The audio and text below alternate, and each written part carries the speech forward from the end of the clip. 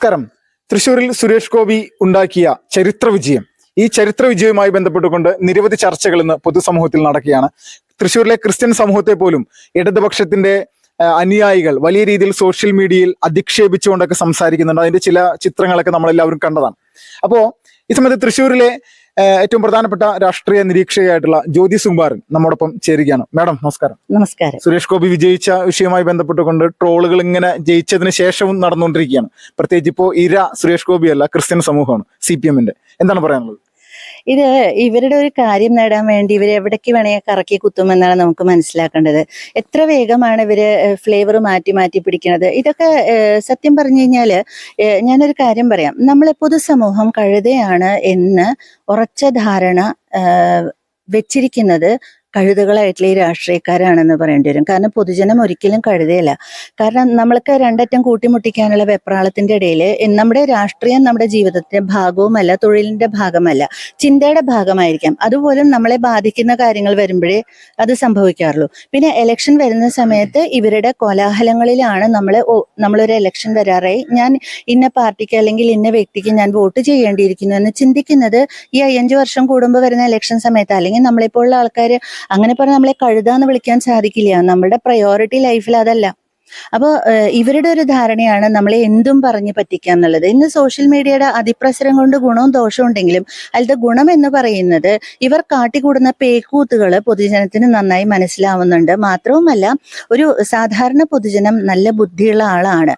അവരുടെ എന്തൊക്കെ തലയിൽ കുത്തിവെച്ചിരുന്നാലും അവർക്കൊരു വിഷയം വരുന്ന സമയത്ത് അവരുടെ ഉള്ളിലെങ്കിലും അതിനോടുള്ള ഒരു പ്രതികരണം അത് ഉണ്ടാവുന്നുണ്ട്. പിന്നെ ചില സമയത്ത് ഈ പറയുന്ന പോലെ വോട്ടിംഗ് ഇതുകൾ മാറ്റിയെടുക്കാൻ അവർക്ക് സാധിക്കും. ഒരു ഗ്രൂപ്പിനെ അങ്ങനെ മാറ്റുമ്പോൾ ആ ഗ്രൂപ്പിന്റെ കൂടെ നിന്നിട്ട് ഈ വോട്ട് മാറുന്നതാണ്. പക്ഷെ ഇന്ന് നമുക്ക് താങ്ക്സ് ടു മോദി നമുക്ക് ഇൻഡിവിജ്വലായിട്ട് ചിന്തിക്കാനും ഇൻഡിവിജ്വലായിട്ട് പറയാനും ഇൻഡിവിജ്വലായിട്ട് തീരുമാനമെടുക്കാനും ഒക്കെയുള്ള ഒരു സ്വാതന്ത്ര്യം, കൂടിയ രാഷ്ട്രീയ സ്വാതന്ത്ര്യം നിലനിൽക്കുന്ന ഒരു പുതിയ ഭാരതത്തിലാണ് നമ്മൾ ഇപ്പോൾ ജീവിക്കുന്നത് എന്നതുകൊണ്ട് തന്നെ നമുക്ക് ഈ പറയുന്ന പോലെ ഇവര് പറയുന്ന ട്രോളുകൾ അല്ലെങ്കിൽ യേശുക്രിസ്തുവിന്റെ മുഖം വെച്ചിട്ട് സുരേഷ് ഗോപിയെ അങ്ങനെ വഷളാക്കി കാണിക്കുക. അപ്പൊ വഷളാക്കിയെന്ന് അവർക്കായിരിക്കും തോന്നണത്. നമുക്ക് എങ്ങനെയാ തോന്നണത്?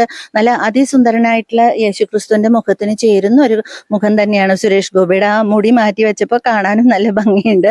അപ്പൊ അത് ഒരു അവർക്ക് എന്ത് വേണമെങ്കിൽ ചെയ്യാം. ഒരു മതത്തിന്റെ വികാരത്തെ വേണമെങ്കിൽ വ്രണപ്പെടുത്താം. ഇവരുടെ വിചാരം എന്താ വെച്ചാല്, വേട്ടയാടി കഴിഞ്ഞാല് ഇവര് വേട്ടയാടിയാൽ മറുപക്ഷം ഇരയാണ് എന്നൊരു വിചാരത്തിലാണ് ഇവരിയ്ക്കുന്നത്. ഇപ്പോ ഈ സുരേഷ് ഗോപിയെ സ്ത്രീ വിഷയത്തിലടക്കം ഇലക്ഷന് മുന്ന് പെടുത്താൻ വേണ്ടി ഒരു ശ്രമിച്ചിരുന്നു. ഇതെല്ലാം ജനങ്ങൾ നോക്കിക്കണ്ടത് പൂർണ്ണമായിട്ടും സുരേഷ് ഗോപി എന്ന് പറയുന്ന മനുഷ്യനെ ഇതുപോലുള്ളൊരു ചതിയിൽപ്പെടുത്തി എന്താ പറയുക, ഒരു മുഖത്ത് കരിവാരി പുരട്ടുക എന്നൊക്കെ പറയുന്ന ആ ഒരു അതുപോലെയുള്ള ഒരു സംഭവമാണെന്ന് ജനം മനസ്സിലാക്കിയതിന്റെ ഭാഗമല്ല ഇത്രയും വലിയൊരു ഭൂരിപക്ഷത്തോടുകൂടി അദ്ദേഹത്തിനോട് വിജയിക്കാൻ സാധിച്ചത്.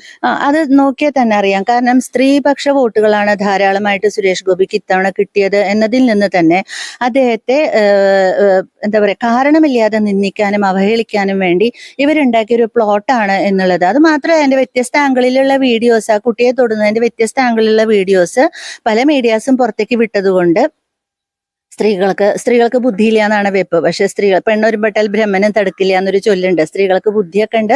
അപ്പൊ വേണ്ട സ്ഥലത്ത് പ്രയോഗിക്കാനും അറിയാം. പിന്നെ സുരേഷ് ഗോപിയോടുള്ള എല്ലാവരുടെയും ഒരു ഇഷ്ടം, അതായത് സഹോദരനെ പോലെ, അച്ഛനെ പോലെ, ഒരു അങ്ങനെയുള്ള ഒരു ഇഷ്ടമുണ്ട്, ഒരു രക്ഷകനെ പോലെ. ഇത് സ്ത്രീകൾക്ക് വളരെയധികം എഫക്റ്റ് ചെയ്തിട്ടുണ്ട്. അതുകൊണ്ട് തന്നെയാണ് സ്ത്രീ വോട്ട് മറഞ്ഞ് സുരേഷ് ഗോപിക്ക് ഇത്ര അധികം പോയത്. ഇപ്പൊ സുരേഷ് ഗോപി കേന്ദ്രമന്ത്രി ആയിരിക്കാം, കേന്ദ്രമന്ത്രി ആകുന്ന അല്ലെങ്കിൽ ഒരു പ്രതീക്ഷ കേരളത്തിനുണ്ട്.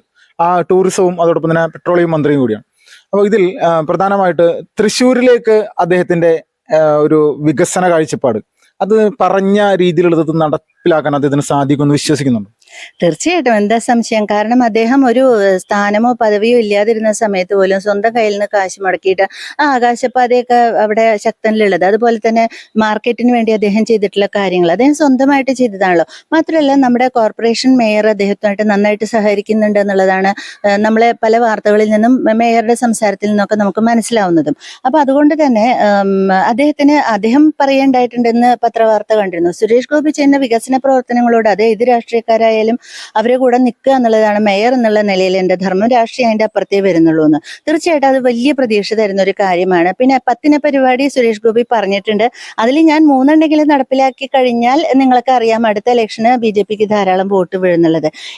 ഞങ്ങളിപ്പോൾ ആൾക്കാരുടെ ഒരു കാൽക്കുലേഷൻ എന്താ വെച്ചാൽ തൃശ്ശൂർ ഒരു മാതൃകാ സിറ്റിയാക്കി മാറ്റാൻ മോദിജിയും സുരേഷ് ഗോപിയും കൂടി ഒത്തുപിടിക്കുമെന്ന് തന്നെയാണ്. അങ്ങനെ വരുമ്പോൾ കാരണം എന്താ വെച്ചാൽ അടുത്ത നിയമസഭാ ഇലക്ഷൻ പക്കത്ത് നിൽക്കുകയാണ്. തീർച്ചയായിട്ടും തൃശ്ശൂരിനെ ഒരു മോഡൽ സിറ്റിയാക്കി കേരളീയരുടെ മുമ്പിൽ പ്രദർശിപ്പിച്ചു കഴിഞ്ഞാൽ തീർച്ചയായിട്ടും കേരളത്തിലെ മറ്റുള്ള ജില്ലകളിലുള്ള ആൾക്കാർക്ക് കൂടി ഒരു പ്രതീക്ഷ വരും.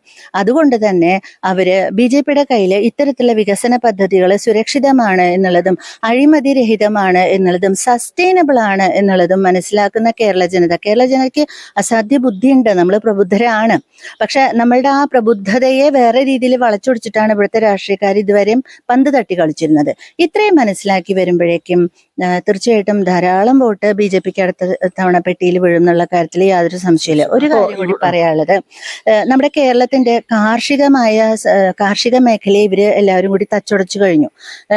ഇവിടെ കൃഷി ഇപ്പോ ഒരു എന്താ പറയാ ഒരു ഉപജീവന മാർഗം എന്നുള്ളതിൽ കവിഞ്ഞിട്ട് അതൊരു നമുക്ക് സസ്റ്റൈനബിൾ ആയിട്ടുള്ള ഒരു വിഷയമായിട്ട് കൊണ്ടുപോകാൻ പറ്റാത്ത അവസ്ഥയിലെത്തി. അപ്പൊ ഇപ്പൊ നോക്കുമ്പോൾ ഇത്രയും മനോഹരമായ ഭൂപ്രദേശത്തിന്റെ ടൂറിസം വികസന സാധ്യത എന്തായാലും മോദി മനസ്സിലാക്കിയിട്ടുണ്ട്. ഞാൻ കേരളത്തിന്റെ ബ്രാൻഡ് അംബാസിഡർ ആവുന്നു എന്ന് പറഞ്ഞു.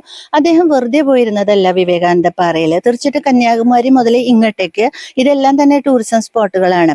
അപ്പൊ സുരേഷ് ഗോപി ഇതിന്റെ ഒരു ഭാഗഭാക്കാവുകയും മോദി ഇതിന്റെ ബ്രാൻഡ് അംബാസിഡർ, നമുക്കറിയാം ലക്ഷദ്വീപിലെ എന്താണ് മോദി ഒരു കസേര വലിച്ചിട്ടപ്പോൾ ഉണ്ടായതെന്ന് നമ്മൾ കണ്ടിട്ടുള്ളതാണ്. ഇത് തന്നെ കേരളത്തിലും സംഭവിക്കും. ടൂറിസം ഇവിടെ ധാരാളം തൊഴിലവസരങ്ങളും വികസനവും കൊണ്ടുവരികയും അപ്പൊ ഇൻഫ്രാസ്ട്രക്ചർ നല്ലോണം വികസിക്കണമല്ലോ. മാത്രമല്ല ഇൻഡിജിനസ് ടൂറിസം, അതായത് ഭാരതീയര് ഭംഗിയും ആസ്വാദനവും തേടി ഇന്ത്യക്ക് വെളിയിലേക്ക് പോകുന്നതിന് പകരം ഇന്ത്യയിൽ തന്നെ ധാരാളം ടൂറിസം സാധ്യതകളുണ്ട്. അപ്പൊ നമ്മുടെ പൈസ അവിടെ ഇവിടെ മറ്റു രാജ്യങ്ങളിൽ കൊണ്ട് ചൊരിയുന്നതിന് പകരം അത് ഇവിടെ തന്നെ ഉപയോഗപ്പെടുത്തിക്കൂടെ? അങ്ങനെ വരുന്ന സമയത്ത് നമ്മുടെ യുവാക്കൾക്ക് ധാരാളമായിട്ടുള്ള തൊഴിലവസരങ്ങൾ, എന്നെപ്പോലുള്ള ആൾക്കാർ അതൊക്കെ കാണുന്നു, മുൻകൂട്ടി കാണുന്നു. തൊഴിലവസരങ്ങൾ, ധാരാളം കച്ചവട സ്ഥാപനങ്ങൾ, അപ്പൊ വികസനങ്ങൾ. അപ്പോ ഇന്നിപ്പോ യുവാക്കൾ മുഴുവൻ പ്ലെയിൻ കയറി വിദേശത്ത് പോകുന്നു, ജോലി തപ്പി അവിടെ ചെന്ന് പെടുന്നു, എന്നിട്ട് തുച്ഛമായ ശമ്പളത്തിന് അവിടെ ജീവിക്കേണ്ടി വരുന്നു. ഈ ഒരു ദുരവസ്ഥയിൽ നിന്ന് കേരളത്തിന് മോചനം വേണം. കൂടുതൽ യുവാക്കള്, നമ്മളിപ്പോ ചർച്ച ചെയ്തുകൊണ്ടിരിക്കുന്ന കാര്യമാണ് കേരളം ഒരു വൃദ്ധസദനായി മാറിക്കൊണ്ടിരിക്കുകയാണ് എന്നുള്ളത്. അപ്പൊ യുവാക്കളെ ഇവിടെ പിടിച്ചു നിർത്താനും ഇവിടെ കൂടുതൽ ജീവനോപാധികൾ അവർക്ക് ഉണ്ടാവാനും ഇതെല്ലാം സഹായിക്കുമെന്നുള്ളതിൽ യാതൊരു സംശയമില്ല. പിന്നെ പ്രകൃതിവാതകം, ഇവിടെ നമ്മുടെ കേരളക്കരയിലെ കടൽ തീരങ്ങളിൽ നിന്ന് ലഭിക്കുന്ന പ്രകൃതിവാതകം ഇവിടെ തന്നെ. അപ്പൊ ഒന്ന് ആലോചിച്ച് നോക്കൂ, അങ്ങനെ സംസ്കരിക്കപ്പെടുകയാണെങ്കിൽ എത്രയോ പെട്രോളിയം ഉൽപ്പന്നങ്ങളുടെ സംസ്കരണശാലകൾ വരികയാണെങ്കിൽ എഞ്ചിനീയറിംഗ് മേഖലകളിലുള്ളവര്, മറ്റ് കൺസ്ട്രക്ഷൻ മേഖലകളിലുള്ളവർക്ക് ഒരുപാട് വികസനങ്ങൾ ഇവിടെ കിട്ടില്ലേ? ഇതൊക്കെ നമ്മൾ എൻവിഷൻ ചെയ്യുന്ന കാര്യമാണ്. കാരണം ഇതെല്ലാം കേൾക്കുമ്പോൾ മോദിക്ക് എന്ത് ചെയ്യാൻ പറ്റും, സുരേഷ് ഗോപിക്ക് എന്ത് ചെയ്യാൻ പറ്റും എന്ന് നല്ല ധാരണയുള്ള ഞങ്ങളെപ്പോലുള്ള ആൾക്കാർ ഇവിടെ നിന്നിട്ട് ദിവാസ്വപ്നം കാണുകയാണെന്ന് കൂട്ടിക്കോളൂ. അങ്ങനെ നമ്മുടെ സ്വപ്നങ്ങൾ സ്വരൂപിക്കുമ്പോഴല്ലേ ഒരു സങ്കല്പം യാഥാർത്ഥ്യമായിട്ട് മാറാറുള്ളത്. സ്വപ്നത്തിൽ നിന്നല്ലേ യാഥാർത്ഥ്യങ്ങൾ ഉണ്ടാവുക. വലിയ പ്രതീക്ഷകളാണ് നമുക്ക് കേരളത്തിന്റെ വികസനത്തെ കുറിച്ച്. ഭയങ്കര അഭിമാനം തോന്നുന്നു ഈ ഒരു മുഹൂർത്തത്തിൽ. ഇപ്പോ ഈ വരുന്ന ഏറ്റവും നിയമസഭാ തെരഞ്ഞെടുപ്പിന് മുന്നോടിയായിട്ട് വരുന്നത് തദ്ദേശ സ്വയംഭരണ സ്ഥാപനങ്ങളിലേക്കുള്ള തെരഞ്ഞെടുപ്പാണ്. അതിൽ തൃശ്ശൂർ കോർപ്പറേഷൻ അത് വലിയ പ്രതീക്ഷയാണ് BJP ഇപ്പോൾ വെക്കുന്നത്. കാരണം ഭൂരിഭാഗം സീറ്റുകളിലും BJP-നാണ് ഇപ്പോൾ മുന്നിട്ട് നിൽക്കുന്നത് ഈ ഒരു തെരഞ്ഞെടുപ്പിൽ. അത് യാഥാർത്ഥ്യമാകുമെന്ന് പ്രതീക്ഷിക്കുന്നുണ്ടോ? നടക്കുമോ അത്? യാഥാർത്ഥ്യമാകണമെന്ന് അതിയായി ആഗ്രഹിക്കുന്നവരാണ് നമ്മൾ. വേണ്ടി വന്നാൽ ഇത്തരം പ്രവർത്തനങ്ങൾ ഇനിയും നമ്മളെപ്പോലുള്ള ആൾക്കാരുടെ പങ്കാളിത്തം ആവശ്യപ്പെടുകയാണെങ്കിൽ ഇറങ്ങി പ്രവർത്തിക്കണം എന്ന് തന്നെയാണ് നമ്മുടെ ആഗ്രഹം. അത് വ്യക്തിപരമായ ആഗ്രഹമാണ്. സുരേഷ് ഗോപി ഫോർ പാർലമെന്റ് എന്നുള്ള സംഘടന ഈ ഒരു ആവശ്യത്തോടു കൂടി നമ്മൾ പിരിച്ചുവിടുകയാണ്. ഇതായിരുന്നു എൻ്റെ ഒരു ബൈലോയിൽ ഉണ്ടായിരുന്നത്. പക്ഷെ അതിൽ തന്നെ ഇപ്പൊ ആവശ്യങ്ങൾ ഉയർന്നു വരുന്നുണ്ട്. നമുക്ക് കൂടി ചേർന്ന് ഇനിയും പ്രവർത്തിക്കാം. അറിയില്ല, നമുക്കിതൊരു ട്രെൻഡ് സെറ്റിംഗ് ആയാലോ? ഞങ്ങൾ ശരിക്കും ഒരു ട്രെൻഡ് സെറ്റ് ചെയ്ത് വെച്ചു എന്ന് പറയേണ്ടി വരും. പൊതുജനങ്ങൾ മധ്യത്തിൽ നിന്ന് ഇന്ന ആള് സുരേഷ് ഗോപിയെ ഡിക്ലെയർ ചെയ്യുന്നതിന് മുമ്പേ തന്നെ ഇറങ്ങിയിട്ട് നമ്മൾ സുരേഷ് ഗോപി പ്രവർത്തനം തുടങ്ങിയതാ. ഡിക്ലെയർ ചെയ്തിട്ടില്ല. അതായത് ഞങ്ങൾക്ക് സുരേഷ് ഗോപിയെ വേണം എന്ന് പറഞ്ഞ് പ്രവർത്തനം തുടങ്ങിയ ഒരു സംഘടനയാണ് ഞങ്ങള്. അപ്പൊ ചെയ്യും എന്നാണ് പ്രതീക്ഷിക്കുന്നത്. എന്ന് വിചാരിക്കുക. നമുക്ക് എല്ലാവരും കൂടി കഴിഞ്ഞാല് എന്താ, ഒത്തുപിടിച്ചാൽ മലയും പോരും. വളരെ നന്ദി മാഡം ഈ ഒരു സമയത്ത് നമ്മൾ പ്രതികരിച്ചു. തൃശ്ശൂരിൽ സുരേഷ് ഗോപിയുടെ വിജയം, ഈ വിജയത്തിന് ശേഷവും അദ്ദേഹത്തെ സപ്പോർട്ട് ചെയ്ത വിവിധ സംഘടനകളെയും അതോടൊപ്പം തന്നെ ക്രൈസ്തവ മതത്തെ അടക്കം അവർ വിശ്വാസികളടക്കം വലിയ രീതിയിൽ അപമാനിക്കുന്ന തരത്തിലേക്കുള്ള ചില സൈബർ വികൃത രൂപങ്ങൾ ഇപ്പോഴും ഇങ്ങനെ നടന്നുകൊണ്ടിരിക്കുകയാണ് അവരുടെ കുറെ വൃത്തികെട്ട രീതിയിലുള്ള കുറെ കലാപരിപാടികൾ. അപ്പൊ ഇതിനെല്ലാം ജനങ്ങൾ കൃത്യമായിട്ട് നോക്കിക്കാണുന്നുണ്ട്. സുരേഷ് ഗോപിയെ പോലും ആദ്യം തിരഞ്ഞെടുപ്പിന് മുന്നോടിയായിട്ട് വലിയ തരത്തിൽ ആക്ഷേപങ്ങളുടെ അല്ലെങ്കിൽ പരിഹാസങ്ങളുടെ ഒരു വലിയ കുഴിയിലേക്ക് കൊണ്ടെത്തിക്കാൻ വേണ്ടി ഇവർ നിരന്തരം ശ്രമിച്ചിരുന്നു. അതിനെല്ലാം ഒരു കൃത്യമായിട്ടുള്ള തിരിച്ചടി തന്നെയാണ് ജനങ്ങൾ തൃശ്ശൂരിൽ നൽകിയതെന്നുള്ളത് യാതൊരു തർക്കവുമില്ല. തൃശ്ശൂരിൽ നിന്നും വിപിൻ ലാൽ,